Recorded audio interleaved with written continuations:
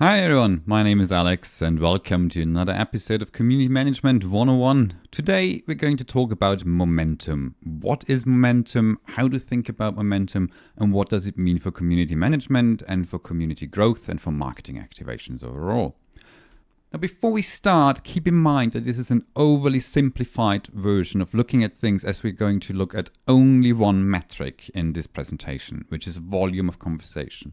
Normally, we're obviously also very concerned about with other metrics such as sentiment. Is it positive conversation? Is it negative conversation? Quite a critical KPI for us. Channel growth, like what is the followership looking like? What are subscribers like?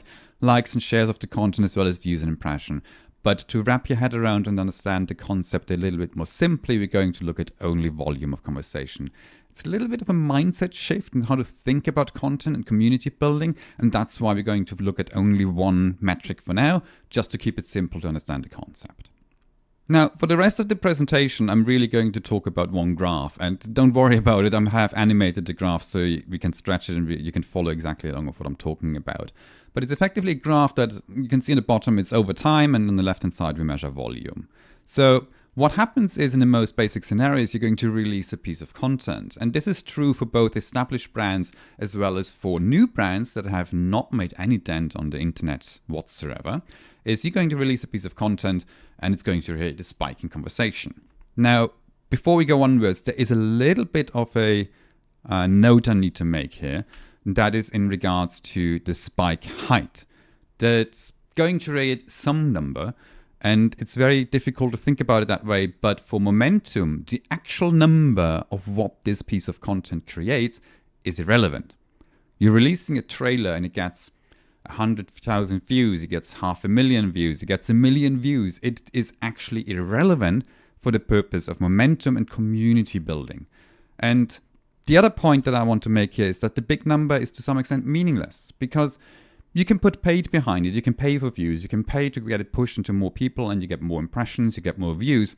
But in order to understand community building and to build momentum for your brand, it is actually meaningless, because that's where the other metrics come in. When we say we have 1 million views and the VP of marketing declares it's gone viral, it's like, yes, that's all fine and good, but what is the actual conversion rate?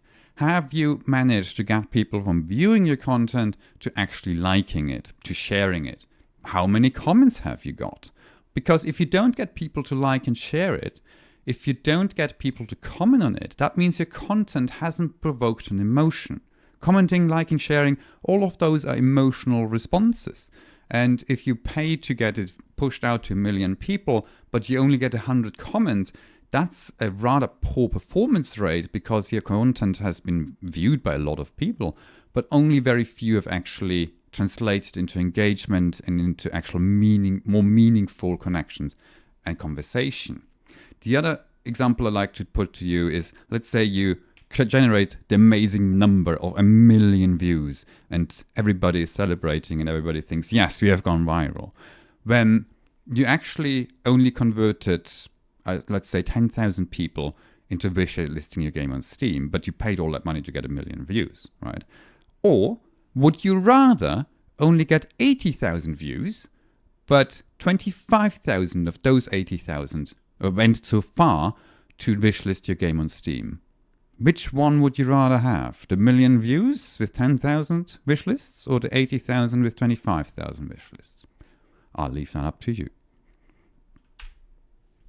Now, to talk more about momentum and to explain momentum a little bit more, so we're going to release a piece of content. Let's call it a trailer for simplicity's sake. It's quite common for games to release trailers and to show off of what's, generate hype and what's to come. But then, following that piece of content, the overall conversation volume is going to drop significantly, especially for not established brands. It's a little bit higher for established brands or for sequel games, but for a new brand and for a new game, it's going to drop significantly, and the background conversation is going to go away and is going to be very, very low. We're then going to drop another piece of content. It can be another trailer, it could be a media day, it could be whatever it is that is the next big activity in order to market this game. And it's going to create another spike. And with a bit of luck, it's going to be higher than the previous spike. And the background conversation is going to start to increase ever so slightly. Not significantly enough, but you do have generated followership. You do have generated more interest. And from one spike to another, there will be a bit more conversation going on. And we have another activity, and this one is done really well, and we have more background conversation. And this continues so on and so forth. And that is effectively what momentum is. And what we're interested in measuring is the difference of the spikes. If you have 1 million views, we go that example in the first instance, what is the second number? Is it a 1.1 million? Or is it only 100,000?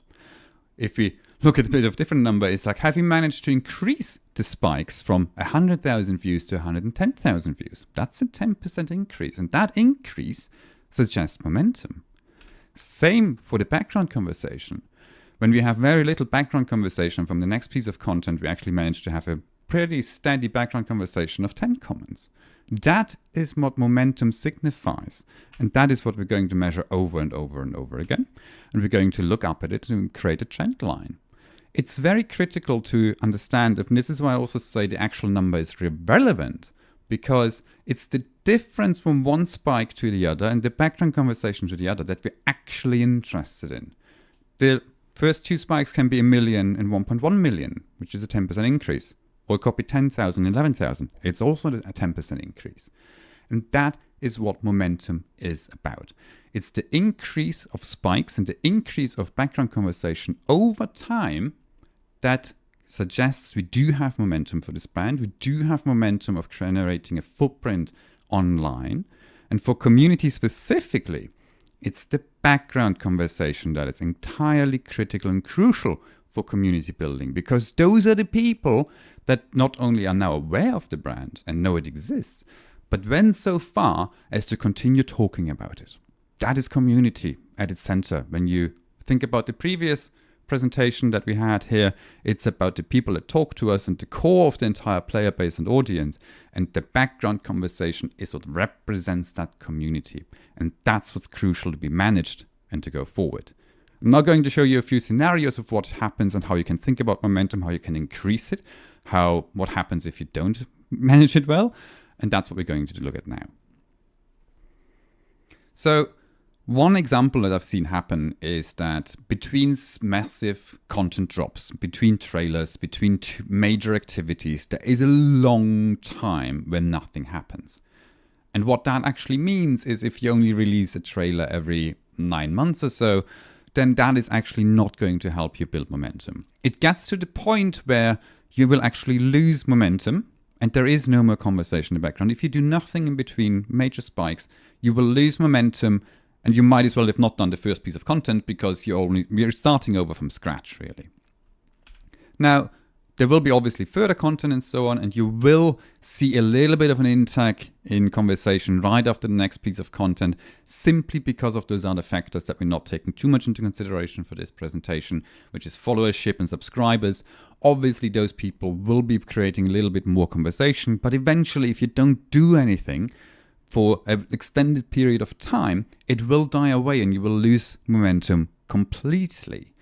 And the example that I'd like to use is, let's imagine you go on TikTok or Instagram Reels or whatever it is you do, and you spend half an hour scrolling through the various pieces of content and watching and liking and moving on. If I now were to ask you after that half an hour, what was the second TikTok you watched? You wouldn't be able to tell me. And that's the reason why long time in between of the major content pieces or major activities is damaging. And it can get even so far where it works against you. If you don't release a lot of stuff in between major activities, if you don't keep engaging with the community, if you don't keep them interested, they will actually leave. They will unfollow, they will leave the Discord, and actively telling the platform, I am no longer interested.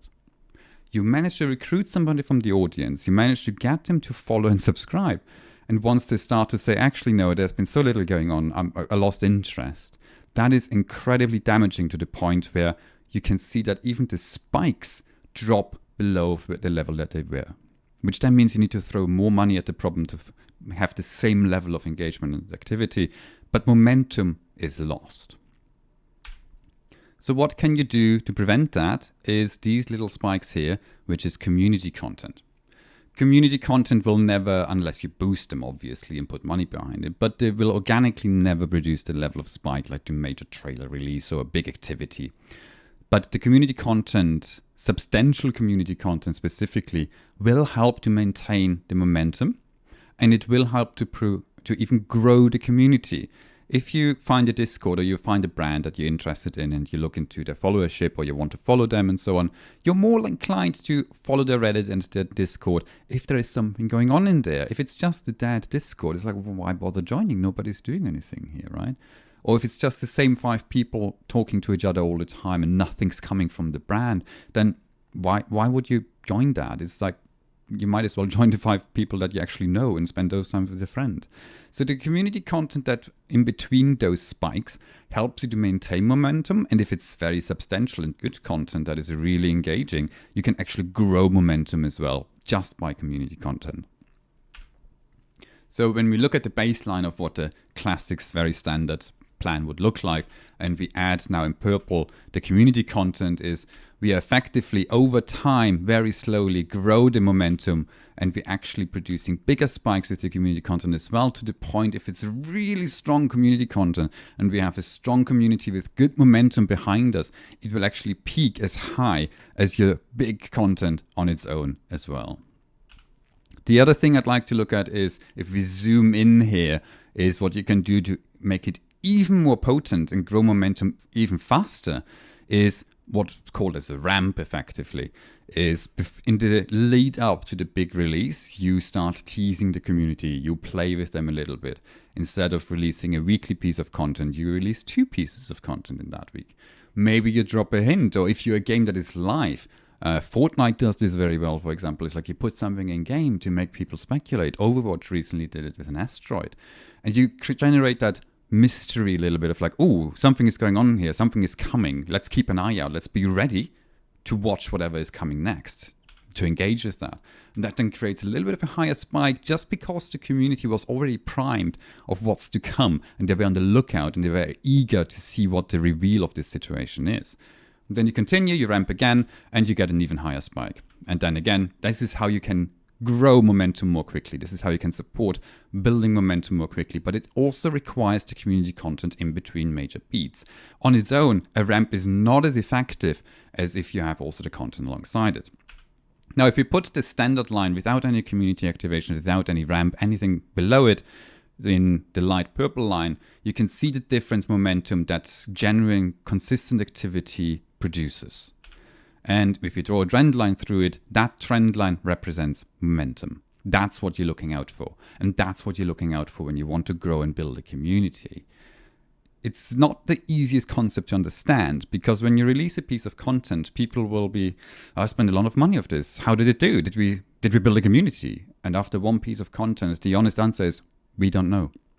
And then you release another piece of content and they ask again, are we building a community? Is it working? The truth of the matter is, we don't know yet.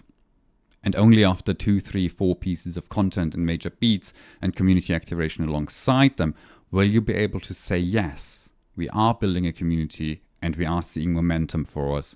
Or no, we need to change something and we need to adjust our strategy in order to achieve our momentum goal. What I also like to show you is an example scenario of what happens when there are leaks. Leaks are damaging, we know that, but you can actually see it and measure it.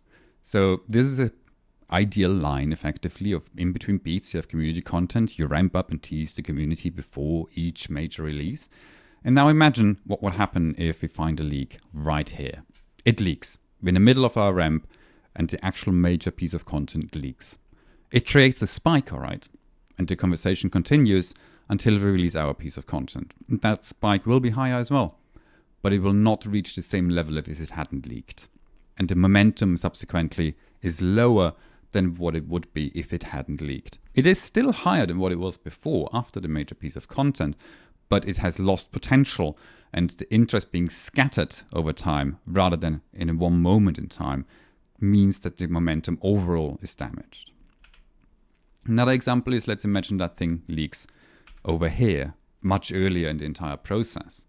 What you now also see is that the entire ramp activity is nowhere near as effective anymore. mainly because people will tell you, well, I know what the resolution is of this ramp. I know what the revolution of this teasing is. I know what that thing in the game already means because I've seen it a month ago. And the spike that when you actually release it is going to be nowhere near as high as what it was. And the momentum, if you manage to increase it still, is going to minimal, or if not even maintain the same levels as it was before.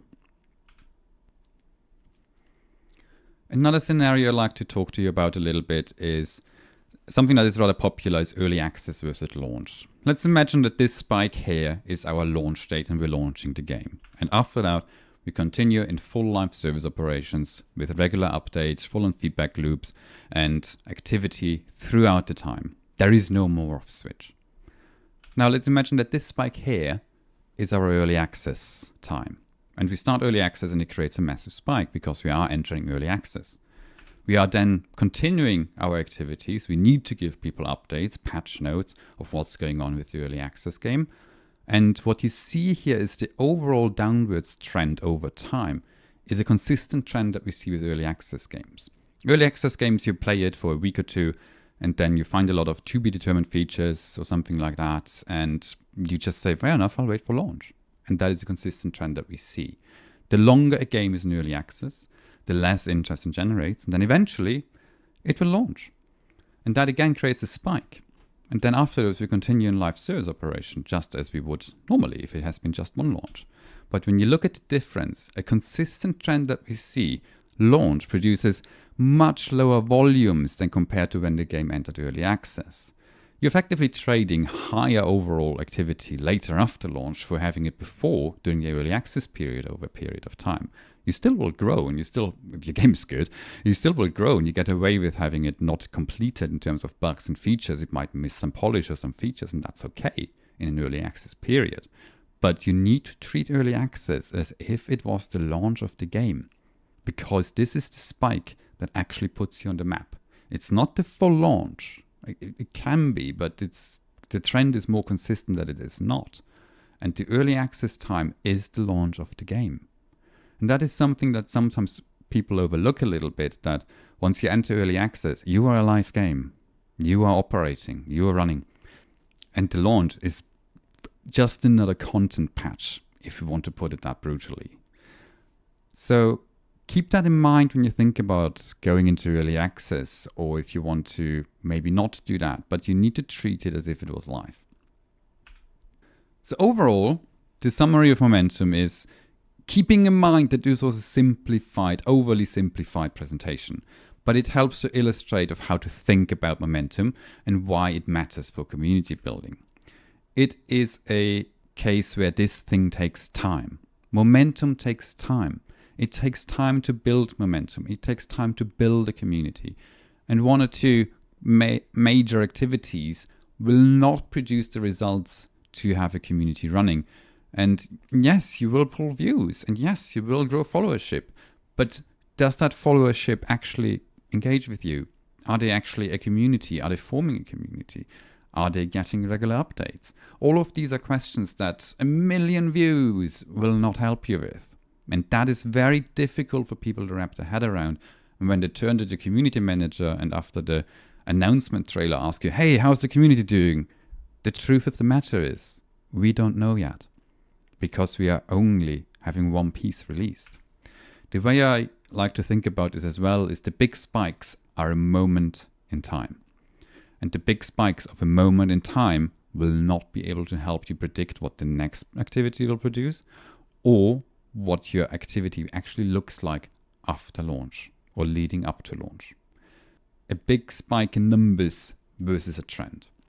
We are much more interested, especially when you talk about momentum, about the trend line. And that requires multiple activities and consistency, a consistent presence during the time leading up to a release that actually will help you say, yes, we are building a community. Yes, we are seeing momentum. Or no, and we need to adjust something. The other difficult concept that I sometimes see people wrapping their head around it, they understand momentum in principle, but they don't necessarily realize of that it means this is a long-term mindset. One activity on its own is not enough to build momentum. It is not enough to build a community. It will help you build a little bit of followership, and it does make a dent in the internet, as in, yes, you exist now. But to really build momentum, to really get going, that takes time. And that long-term view about what is happening after the big activity. You get this trailer, you put paid media behind it, and you get 500,000 views. Then what?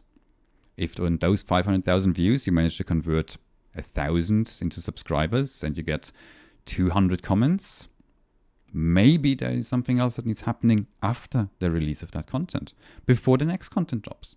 And make sure that the content is properly spaced and not too long apart. These are all long-term mindset considerations that are very critical in establishing a brand and building a community, especially in the crowded world that is video games. I hope you found this helpful, and if you'd like to learn more about our approach and what we do, you can head over to our website at communityconsulting.com, and I will see you the next time.